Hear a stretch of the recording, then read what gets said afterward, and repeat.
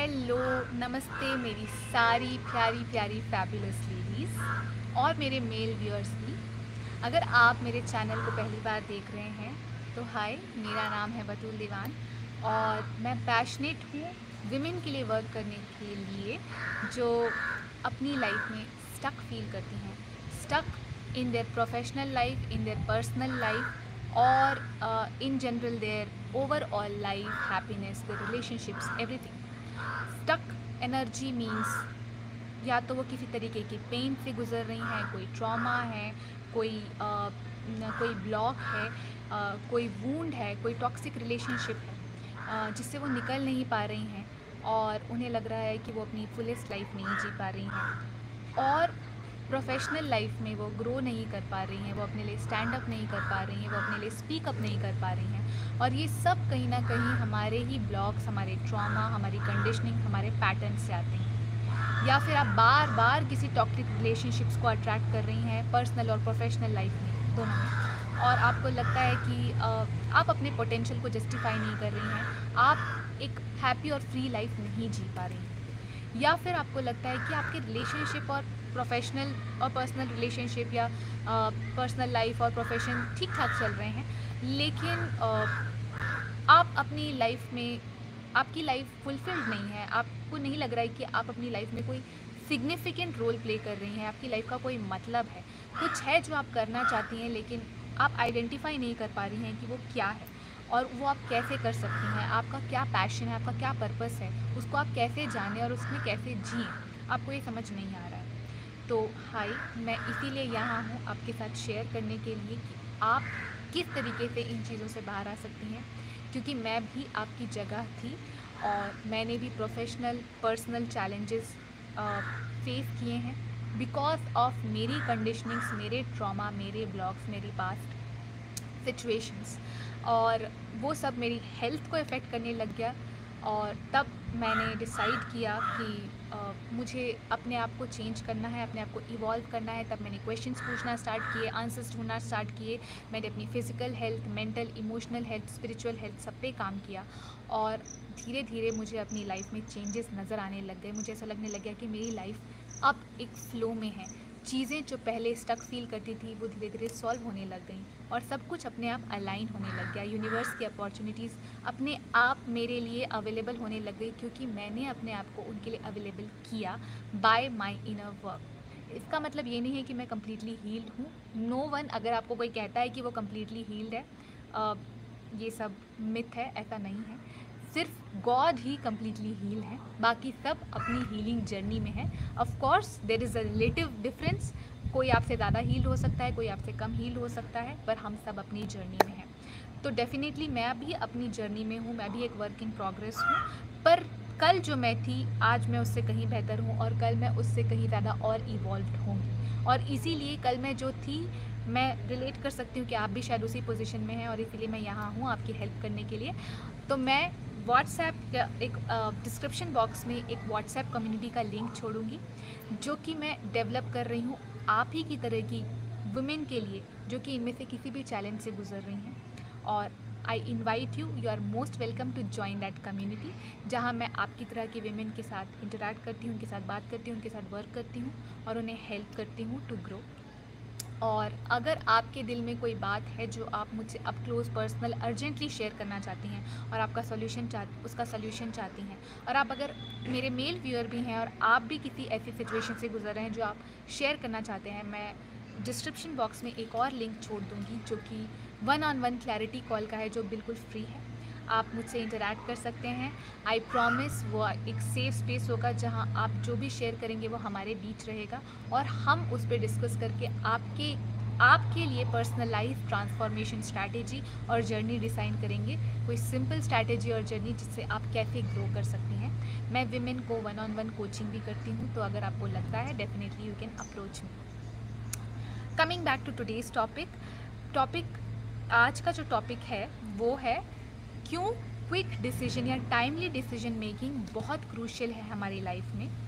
और इसका पार्ट 1 जो है वो मैं ऑलरेडी बना चुकी हूँ। इसका पार्ट 1 अगर आपने नहीं देखा है तो मैं आपको एनकरेज करूँगी आप जाकर पार्ट 1 देखिए। वो आपको कंटेक्स्ट देगा कि हम क्या बात कर रहे हैं और क्विक डिसीजन मेकिंग क्यों इम्पॉर्टेंट है। आज हम बात करेंगे कि क्या वो कोर रीजंस हैं जो हमें क्विक डिसीजन या फास्ट या टाइमली डिसीजन मेकिंग नहीं करने देते हैं और हमें एक डिसीजन फटीग में ला देते हैं। तो उसके जो रीजंस हैं, मैंने 3 रीजंस आइडेंटिफाई किए हैं जो मैं आपके साथ शेयर करूँगी। मेरे नोट्स भी मेरे पास यहाँ हैं। पहला रीज़न है स्टक एनर्जी। हम अपनी लाइफ में सिचुएशन, सरकमस्टांसेस, इमोशंस या लोगों और रिलेशनशिप्स के साथ इतने कंफर्टेबल हो जाते हैं कि हम उनसे बाहर निकलने की कोशिश ही नहीं करते हैं। कंफर्टेबल इन द सेंस, हो सकता है वो हमारे लिए अच्छा ना हो सकता है वो हमें नुकसान भी पहुंचा रहा हो और एक्चुअली नुकसान पहुंचा रहा है, लेकिन हम उसके इतने आदी हो चुके होते हैं, उस नेगेटिव अनहेल्दी पैटर्न और सर्कमस्टेंसेस और सिचुएशन के इतने आदी हो चुके होते हैं कि हमें वो भी नॉर्मल लगने लगता है, बस बनिस्बत इसके कि हम कोई नया डिसीजन लें जो उसे चेंज कर सके, क्योंकि नया डिसीजन हमेशा अपने साथ एक चेंज लेके आता है और हम सब चेंज से डरते हैं क्योंकि चेंज अनसर्टेनिटी लेके आता है, अनश्योरिटी लेके आता है। तो उस डर के कारण हम स्टक हो जाते हैं और वो स्टक एनर्जी जो है वो हमें नया डिसीजन नहीं लेने देती। दूसरा रीज़न, बहुत बड़ा रीज़न डिसीजन ना ले पाने का है फियर, डर। फियर कि अगर हमने कोई डिसीजन लिया और उसका रिज़ल्ट फेवरेबल नहीं आया, फियर ऑफ फेलियर, अगर फेवरेबल नहीं आया तो क्या होगा, लोग क्या कहेंगे, मेरी लाइफ उसके बाद कैसी हो जाएगी। ये सारे सवालों के जवाब जब हमें नहीं मिलते हैं, हम फ्रीज़ हो जाते हैं और हम डिसीजन ही नहीं लेते हैं। या फिर fear of coming out of कोई रिलेशनशिप या गोइंग इन अ रिलेशनशिप।